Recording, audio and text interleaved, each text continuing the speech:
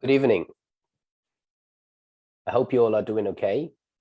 This is incidentally Freedom Day, the day after the hearing where we went on arguing a matter which is critical and crucial to that of our freedoms. The fight for freedom never stops, especially when we are still in the shadows or gripped in the clutches of those who seek to undermine our freedom. I thought to do this live session to answer some of the questions or some of the questions people may have about what had happened at court yesterday, and perhaps where there are no questions or people just want a brief overview. Others who perhaps for reasons not known to us could not attend the proceedings or may not have the resources to watch the full proceedings that is published.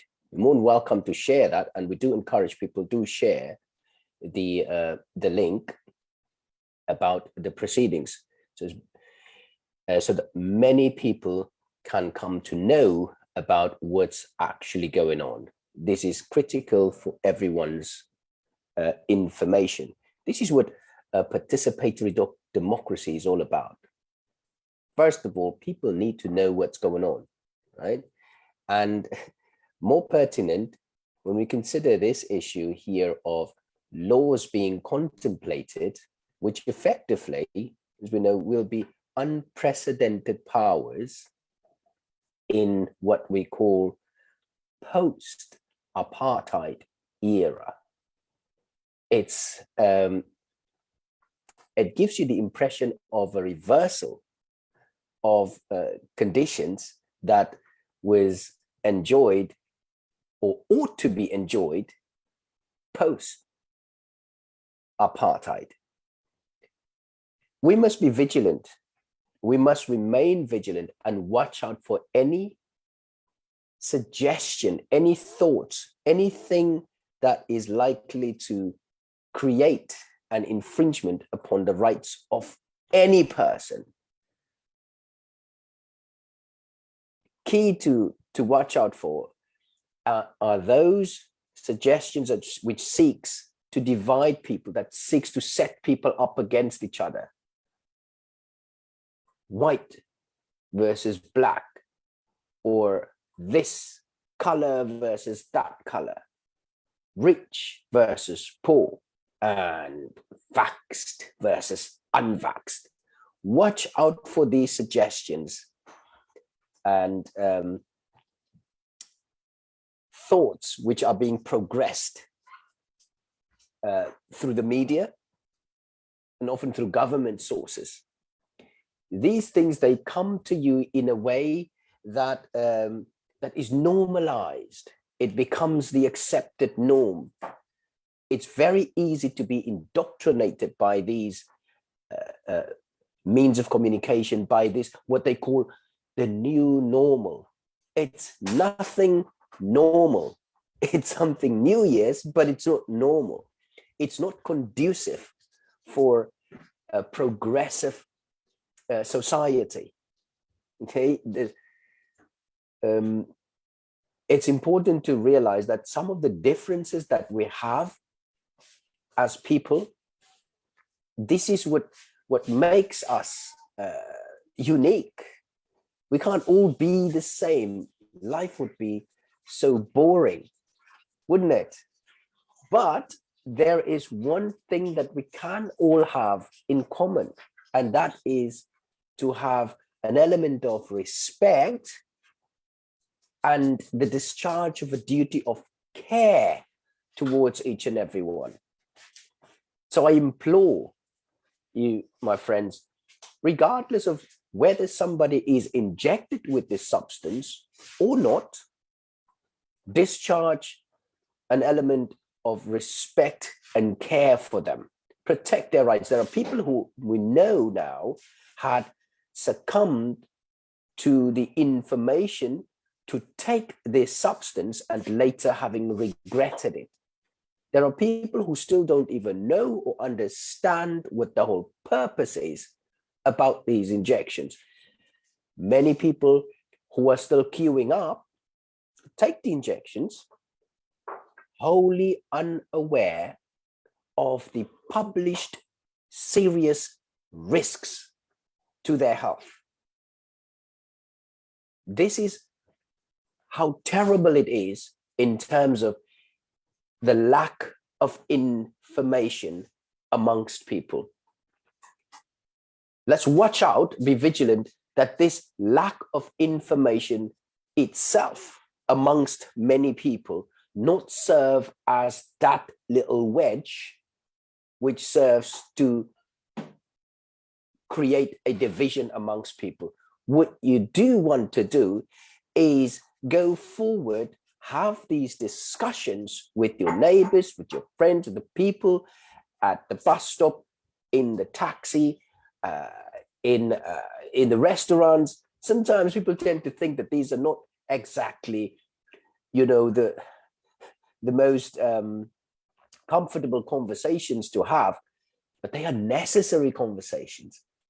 But often the most necessary conversations aren't exactly comfortable. Listen to other people, listen to what their views are, listen more than that to what their concerns are.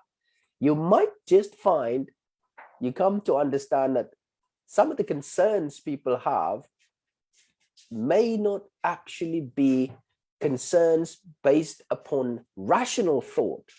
They may purely be driven by an emotional response, such as fear had been driven into them, that they operate on the back of induced fear.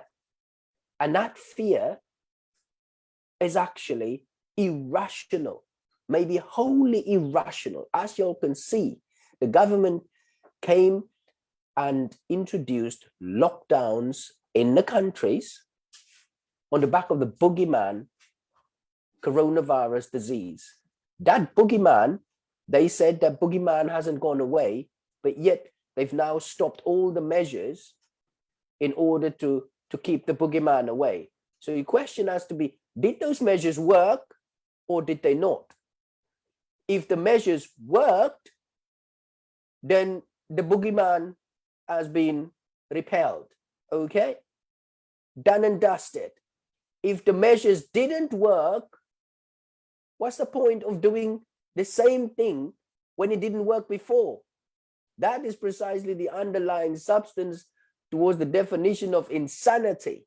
So if your government comes back with the same old tricks, wanting to lock the country down, telling you to wear a mask and to keep distance and all of that, when it didn't work, that's when you know your government is no longer operating rationally. It doesn't make sense. Thank you, Nora. I note your message there.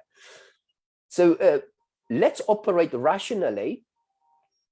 Let us look at these things head on from a sober perspective and realize the following facts. Coronavirus disease in itself, based on the evidence provided by the government themselves and other governments around the world, hadn't killed the numbers of people as they said it would, but yet they declared that a pandemic. Listen closely, they declared it a pandemic.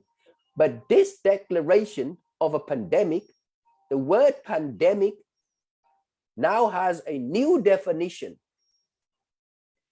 which does no longer include that large scores of numbers would be dying around the world. Because they realized actually large numbers of people weren't dying and they aren't dying. So how can you still call it a pandemic? Oh, but if we just take that little bit out, then we can still call it pandemic. No, it's not. And it's evident.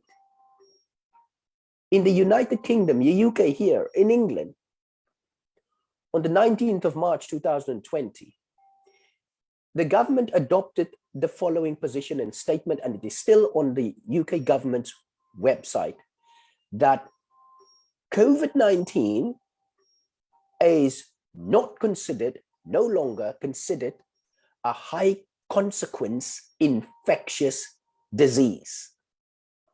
A high consequence infectious disease is one that they say that can be spread by droplets or by touching surfaces, etc. No, the UK doesn't consider it that anymore. What has the UK done? Since early April, or is it in March, they called an end to all those coronavirus measures and restrictions, all of them. Do you realize there is no requirement to be wearing a mask anywhere, inside, outside, wherever? And for those individuals, and I've seen even many of my friends, they've gone to the gym and would be on a treadmill with a mask on. I cannot stress how dangerous that is. That is on the back of a doctor's advice. I'm sharing that information with you. There's even been the notion of people going to swimming pools and having a mask on and wanting to swim with a mask on. And I know it sounds really ridiculous, and it makes people look very, very silly, or somehow, you know, that people are deprived of intelligence. I don't think that people are deprived of intelligence. This is how people can be indoctrinated and be motivated to do things which, under other circumstances, they otherwise would never do. This is the power of the indoctrination of fear, the inducing of fear. This when irrational motivations motivate people to do that. Irrational thought processes gets people to do things which they otherwise, under other circumstances, wouldn't do. How did the government achieve this? They used the media to repeat this message to you over and over, and every single day you would hear, oh, we now have so many numbers of cases of COVID. What is a case?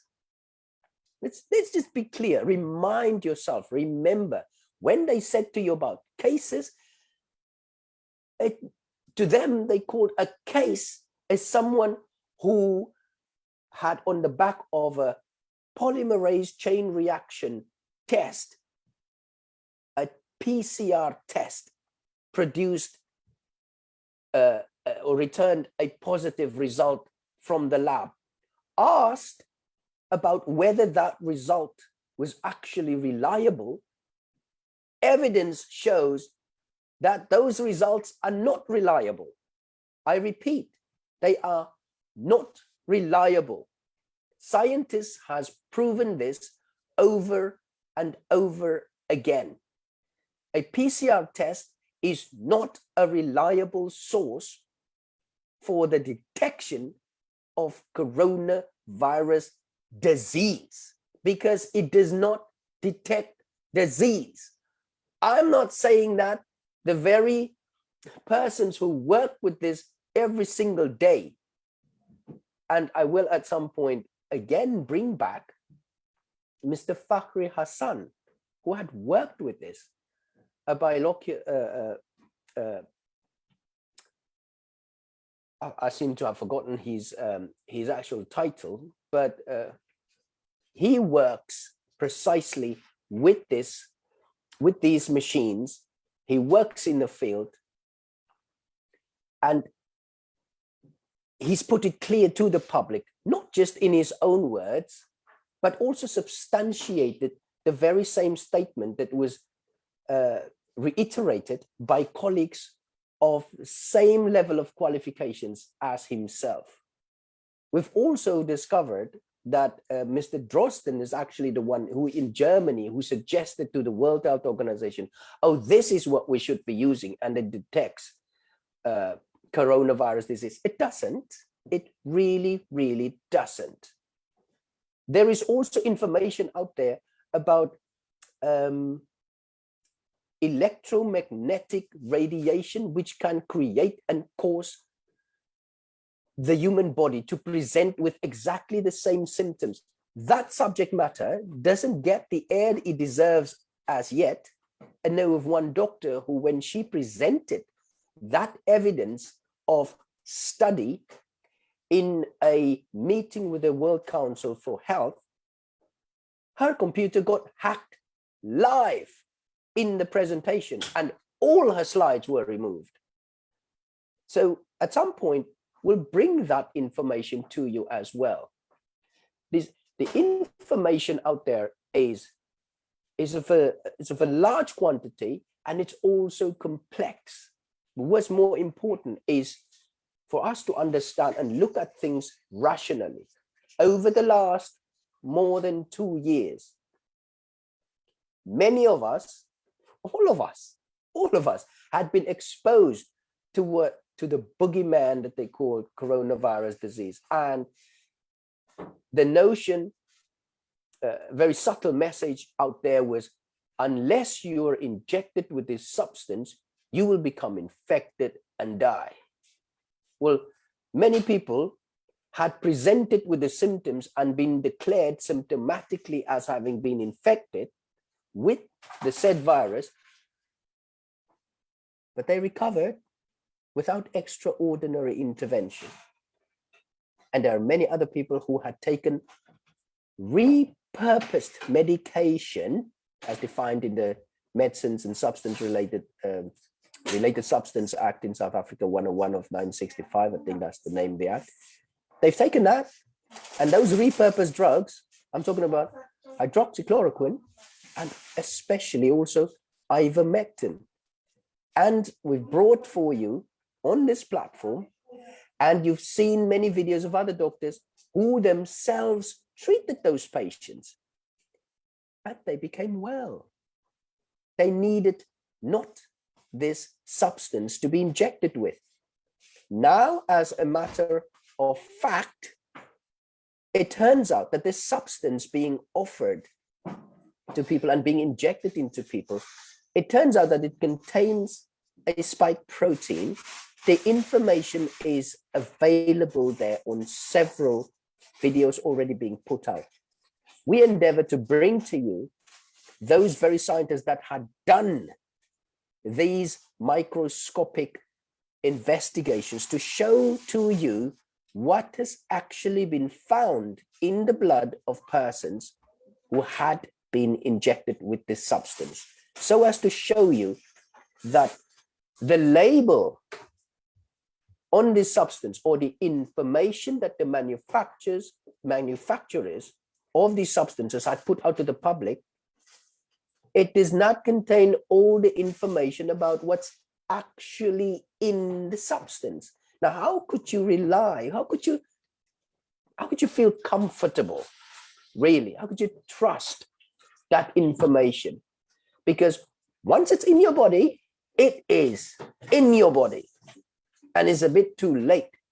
If someone told you, oh, this is just a water injection, but it turns out it's a sugar and salt injection, sugar and salt water injection, then it's not exactly just a water injection.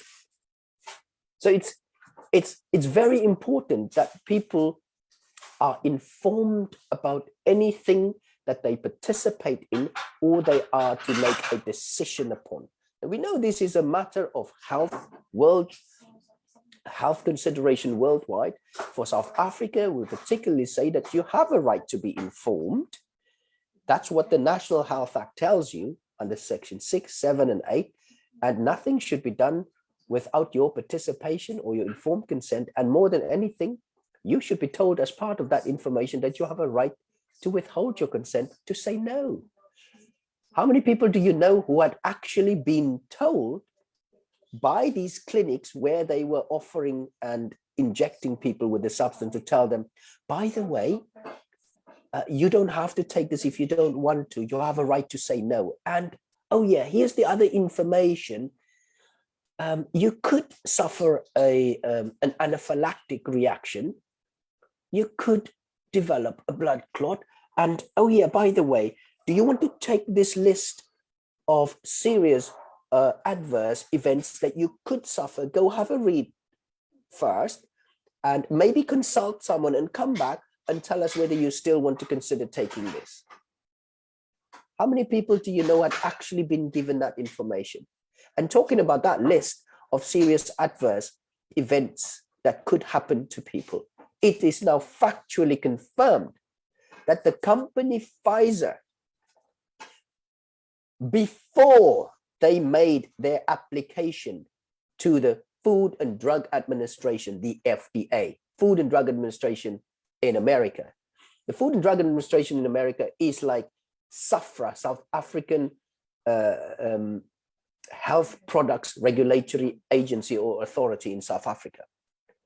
Before they made the application or submitted to them to use this injection under emergency use, they already have tested that injection on other people. And guess what? It is a fact that they had already known that people had died from that injection during the trials they conducted themselves. They already knew, had information that people suffered blood clots and several other medical complications to the degree that people's lives had irreversibly been compromised, the quality of their life. They knew this. How do we know that now? A health professions organization made a request to Pfizer to show them the data of the research they had before they applied for emergency use authorization of their product. They didn't want to give it at first. And then they offered to release only some information. That organization took them to court, and the court compelled Pfizer to release that information.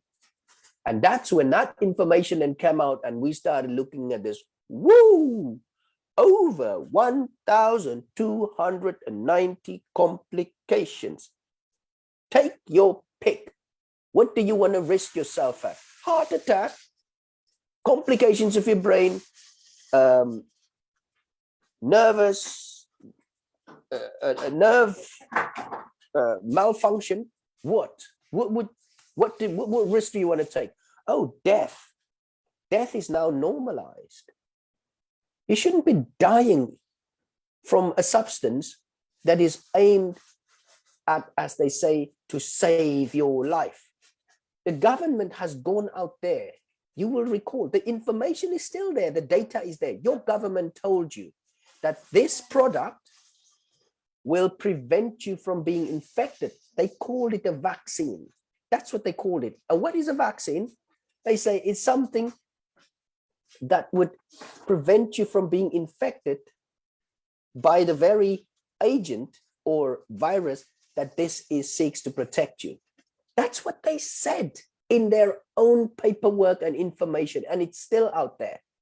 Then and in other writings, they said, oh, it will train your body to defend you from being infected against this. What were the results? Their own results, it turns out, people who had been injected with the substance, they become sick again. They become diagnosed with the very disease that they said that they injected them to be protected from. Ooh, and then they came up with a clever idea. Oh, maybe you don't just need one, you need a second one. Let's give you a second injection. Ooh, the infection rate or the rate of people being diagnosed again with a flawed method has gone up. People are going back into hospital, and sadly, the numbers of people dying. Turns out it also are people who have been injected with this substance. Oh, no, we've got a better idea. We'll give you a third one. We call it boosters. Right. Now, here's the funny thing is that they've gone to second, what they call a booster, and a third one, which they call a booster. So you got 3 injections, and they're still seeking to it's you can't make this stuff up.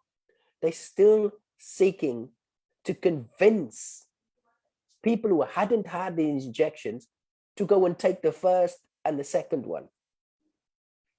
Stuff that didn't work. They still tell you that you need to go and take that. Please. It is utter beggar's belief as to where is the rational thinking. What has happened? It's either the ministers or the people who are promoting this information are hypnotized themselves. I could tell you what, something is sick here. Maybe the environment is a little sick. The government's information structure is a little sick. Their means of communication is a little sick.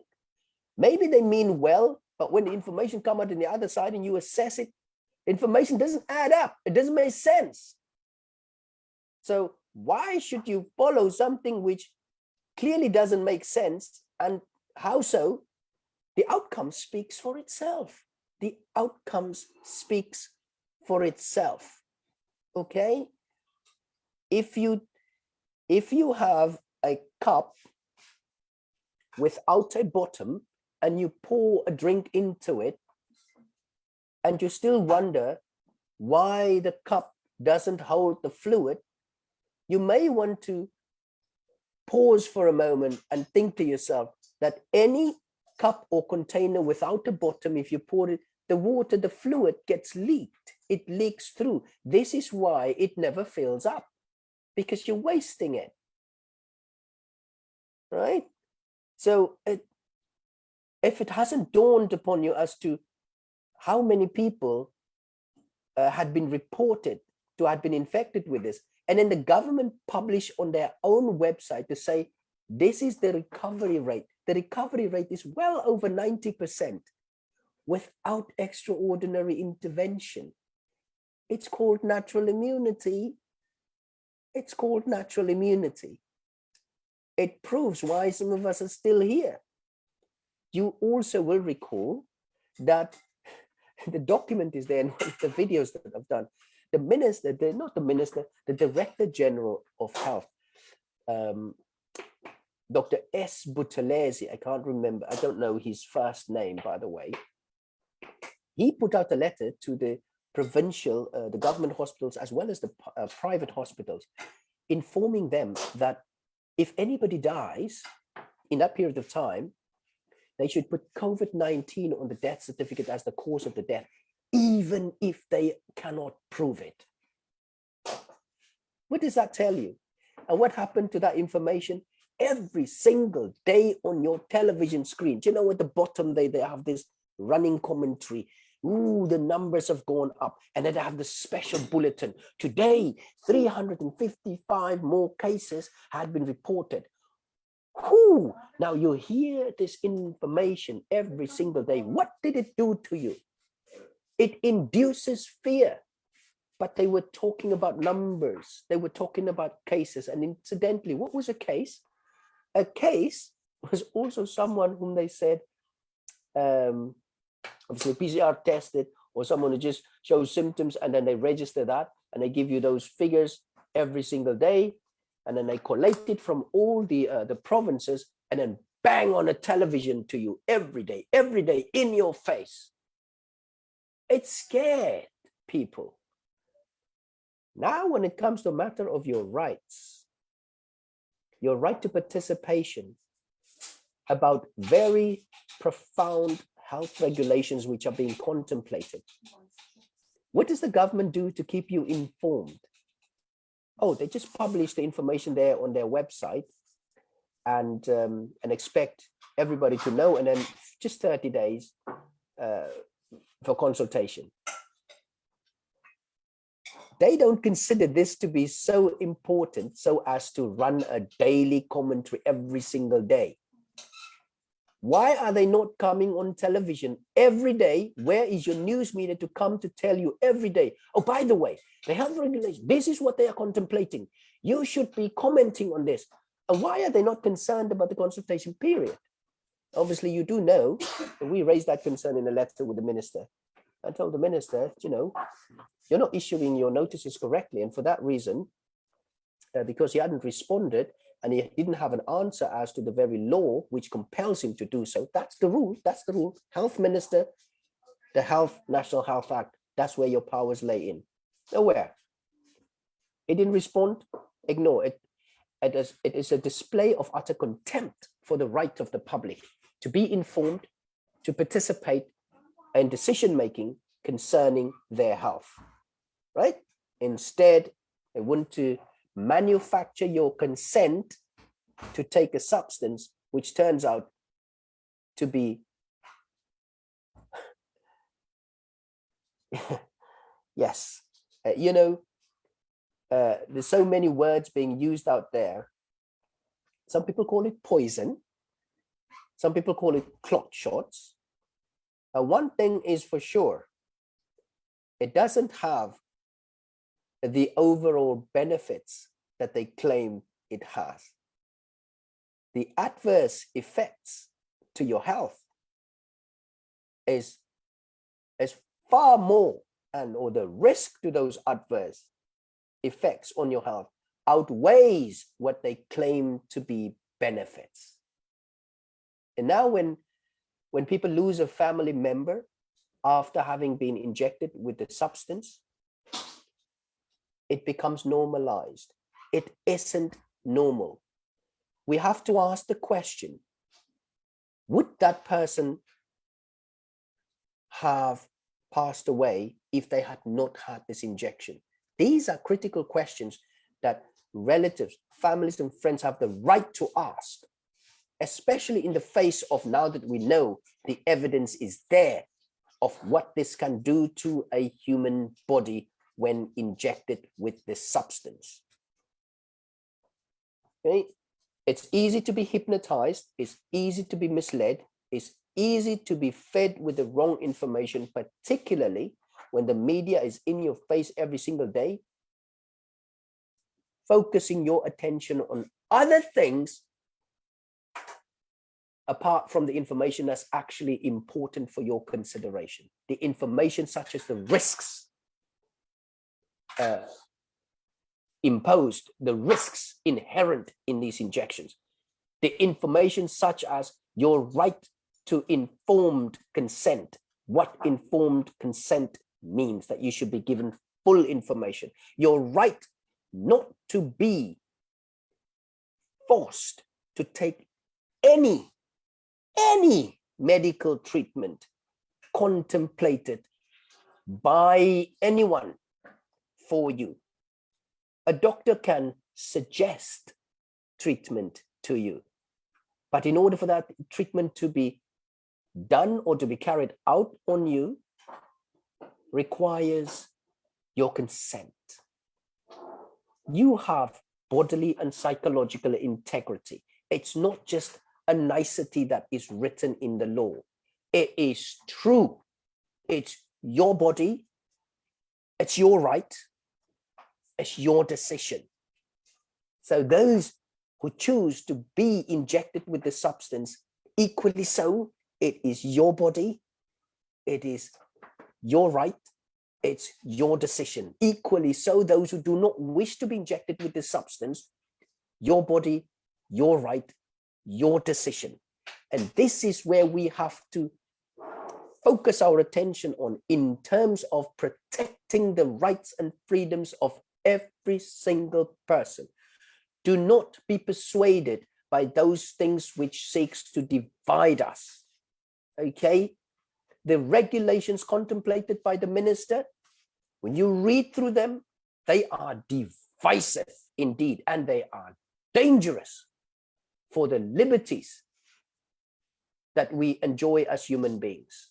They are dangerous for the exercising of your freedoms, your freedom of association, your freedom of religion, your freedom to control over your body, your freedom to privacy. This is how dangerous these proposed regulations are.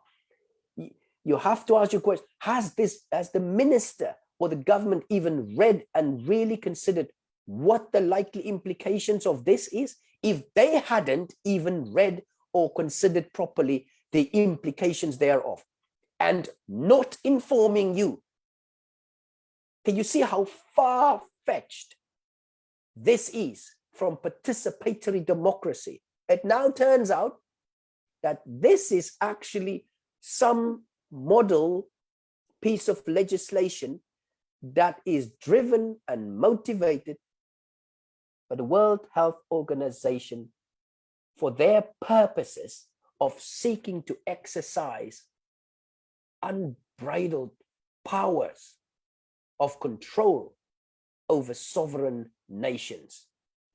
Not on our watch. You should never allow this. Sovereign country means sovereign country.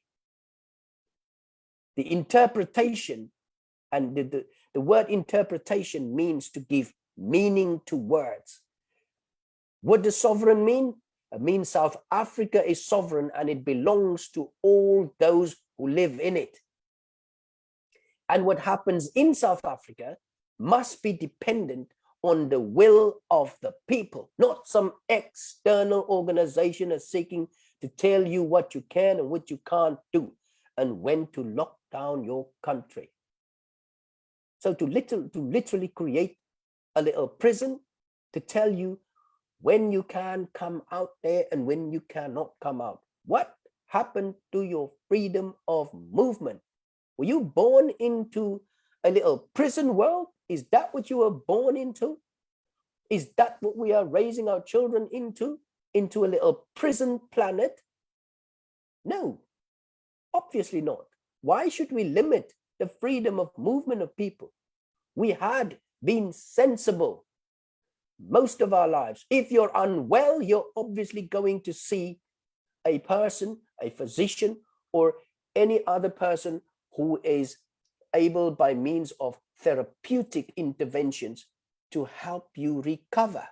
That's what we do.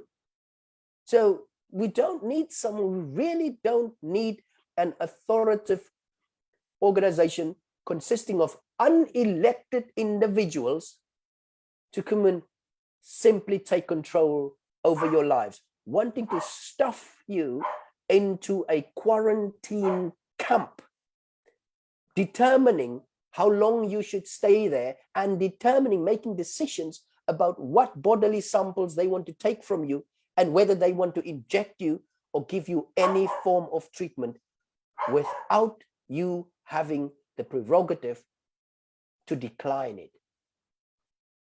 Do you realize what that means? This is taking you way back to a world war where people of Jewish origin or Jewish nation or Jewish identity, that they were treated with such contempt that they were not considered people worthy of their consent. They were driven into camps where all sorts of things were done to them. And the horrors of that, we should never forget. South Africa has its own history of horrors that you should never forget. Never forget. Africa, Upper Africa, has also its own history of horrors you should never forget.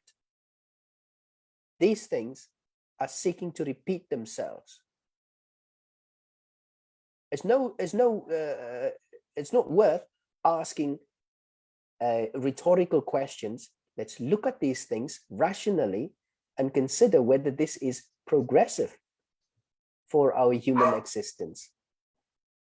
Those of us of religious orientation, believing that we should be taking care and loving our neighbors. Love is not just a word. It also needs to be expressed in actions. Action speaks louder than words. Yes.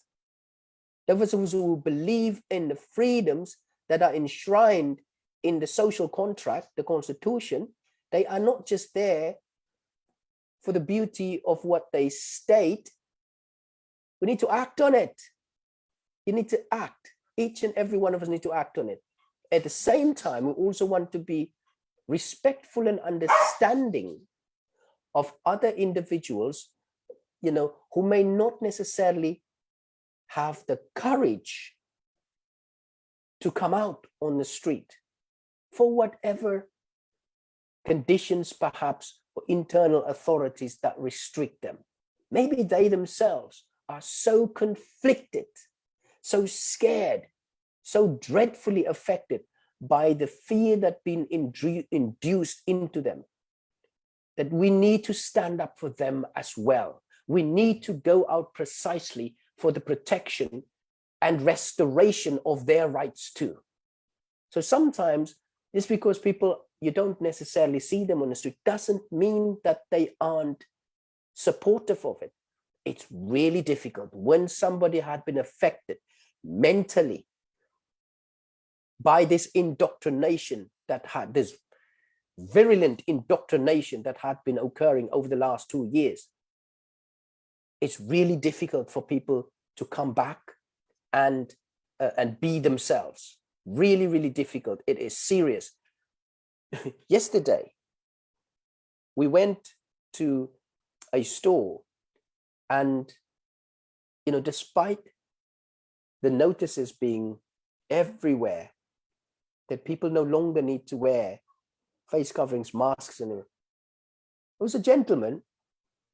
He wore this, they call a visor, this thing that they put around their head with this plastic shield. He's still wearing that, and he goes into the shop, and this sort of gives him the sense of security that he's now protected. Many years from now, and perhaps already, people are looking at this and think, how did they manage to get that into my head to wear this thing? How ridiculous it looks now, right? Here in the UK, when that thing broke out, people had all sorts of gadgets that they designed for themselves. They went into space suits and all of this. How ridiculous it looks now. But this just to show you the power of indoctrination. It's called brainwashing, if you like. Okay? They're manufacturing your thought processes. And now that you are stuck with the residue, that of being afraid, now they want to come and say to you, we have a solution for you. Don't worry. We will take care of you now, and we will watch things for you. If we think there's a risk to your health, we will make a decision for your whole country. We are the World Health Organization. We know you didn't elect us, but we look out for your best interest. Don't be fooled. Don't be fooled. We're perfectly capable of managing our own country. And that's what we should get back to. Sovereign, take the reins and remind the government in place who put them there, the people, and who they should be paying attention to, the will of the people, who they should listen to, and who they should take their orders from. They should take their orders from the people, not from an unelected organization. We have to be absolutely clear about this. The government needs to be held accountable, and as you know, we're holding the Minister of Health accountable right now, and we're quite serious about that. So the court case was yesterday, incidentally, before what we call Freedom Day. We are now awaiting the judge's judgment on this matter. So what we're seeking to achieve, is for the minister's notices to be declared invalid. And when that is declared invalid and ultra vires meaning that he acted beyond his power, it means all those notices will fall away, and none of these COVID rules, those disaster management rules, will be in place, because after the 4th of May, Nkosazana Zuma's, the rules that she has put in place which in itself is questionable as to whether those were necessary, because they were not necessary. Yes. Clearly, if you say that there is no disaster, why do you have disaster management rules? But once that comes to an end, that 30-day period comes to an end, they were hoping to have these health regulations in place. But once that comes to an end and the health regulations contemplated or the notices for those regulations are called unlawful, none of that will be in place. You begin to understand how you're being bamboozled, how the government is scheming literally behind your back, out of sight, and wanting to limit your time or obstruct you from the democratic participation into rules, decisions, and laws which would be affecting of your life. This is not democracy. That manner of intervention and operation is not democracy. The minister has no credible reason to be limiting your right to participate in the making of those laws, or not making such laws at all. We implore you to continue with your support, and then we welcome your continued support. The next phase of this is going to be absolutely critical. The first step is the most important, as we know. No distance traveled can be ignorant of the first step. You've got to take the first step. And this is it.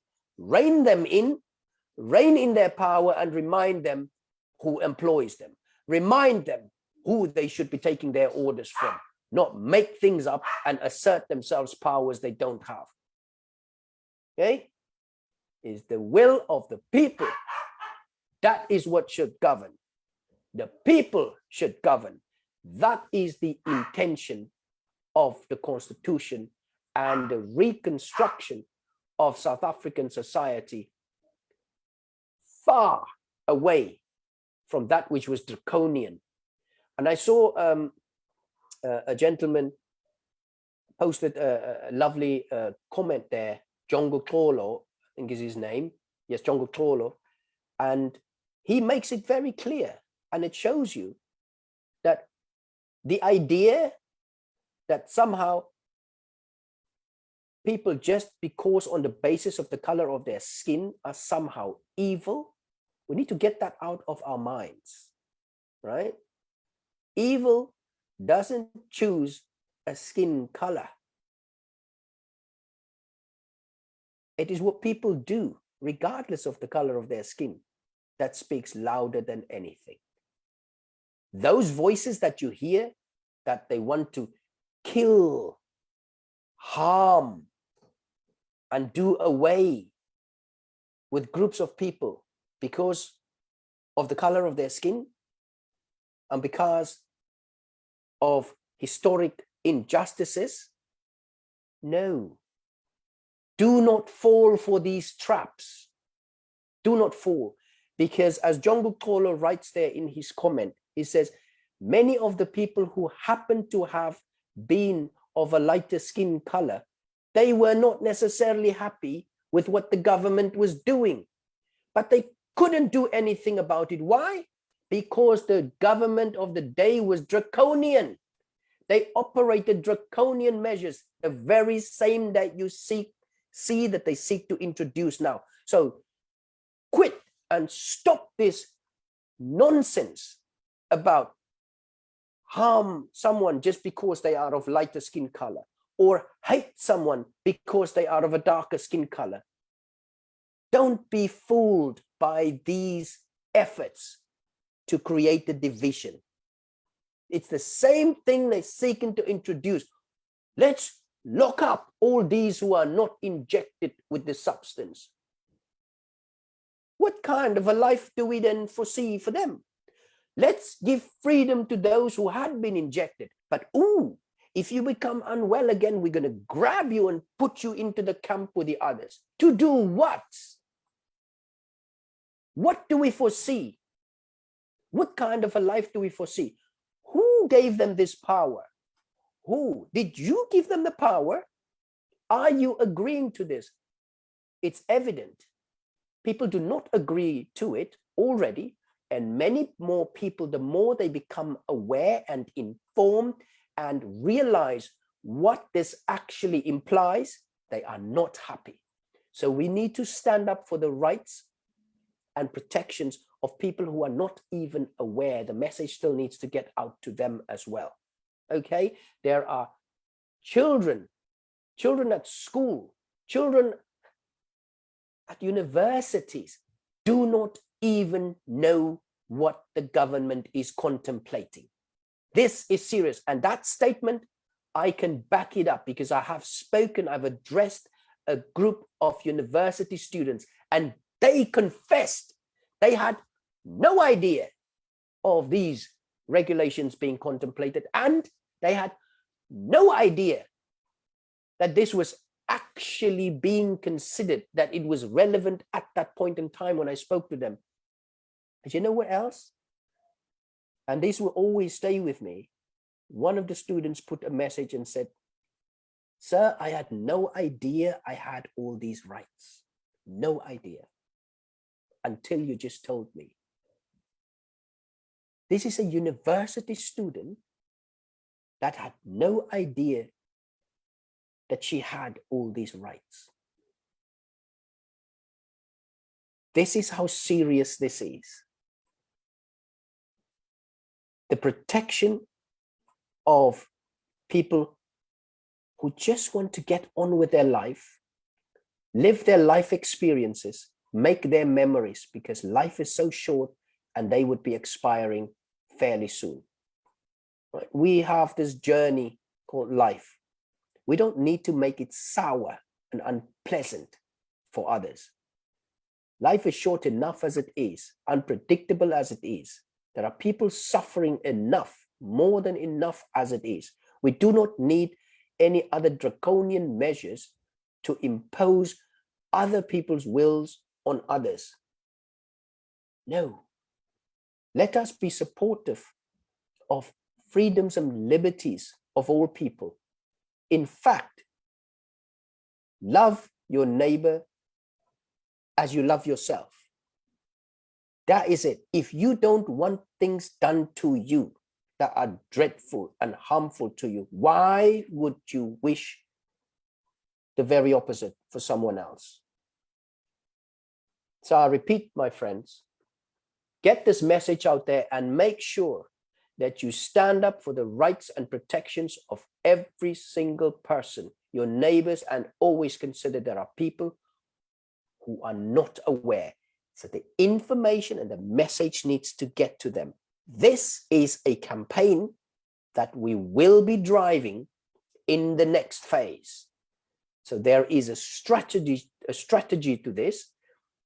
Clearly, what your government ought to be doing, and they're not doing. For this reason, we need to step up to the plate, hold them accountable, and make sure that that which they ought to do is actually done.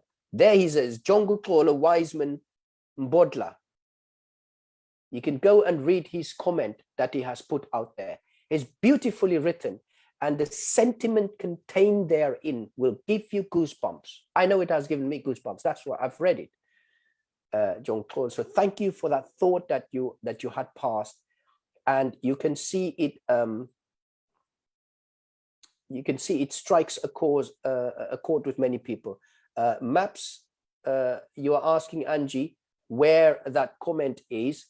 That comment is under the post, which is below, where I've posted about what happened in court or at the hearing on the 26th. That in that post, there is a comment by Jongo Clawler. Go and read that. Share that message. Share that sentiment. And let's be united. We are all people. You know, whether your skin color is darker or lighter than mine, it's irrelevant. It's irrelevant. We are brothers and sisters. We are each other's. We are each other's. Skin color does not define who we are. It doesn't. It does not. Let's not fall for that trick. Your status of being injected or not injected does not define who we are. So we should not be identified by that. Come and show your vaccination status. And dependent on your vaccination status, we shall determine the range of your liberties. It sounds exactly the same as what is the color of your skin, and we shall determine the range of your liberties. Complete and utter nonsense. And again, I repeat, those voices who still want to today still echo this about that you somehow should be suspicious and not be courteous or welcoming to anybody just because of the color of their skin, because their color of their skin happens to be so light, and it reminds you of those voices need to come to their senses. We need to help them and reorientate them. We need to promote unity and love and respect for people. You should not be treating people adversely purely on the basis of the color of their skin. This is why we have it written in the Constitution that we should not be discriminating against people on the grounds of their race, color, ethnic origin, language, their sexual orientation or sex or religion. No, we should not be. We must. It is necessary that we are respecting of individual rights and freedoms. Remember, just because one can enjoy your rights and freedoms does not give you prerogative to infringe upon the rights of another. You should be guarding and be respectful of the rights and freedoms of another. Such as, for instance, if we, if one, for instance, say that you choose to follow a certain religious orientation, and others choose to follow another religious orientation, provided you don't infringe upon each other's rights, you are free to carry it out, to practice it, and be respectful, and you can get along with it. This is why we have built into the Constitution that you have the freedom of belief, freedom of opinion. Yes, you have the freedom of that. So let us support that, and we can enhance. This is the beauty of, I know that the coin was phrased, or the term was coined back then, rainbow nation, right? All of that. There's beautiful intention behind it. If we stop seeing color, because it's obvious, right? Do not be fooled by what you see on the surface. We hear so many times, do not judge a book by its cover. So why should we judge someone on the basis of the color of their skin, right? Consider the quality of the integrity of their personality that comes out. Deal with people on that basis in a manner that is compassionate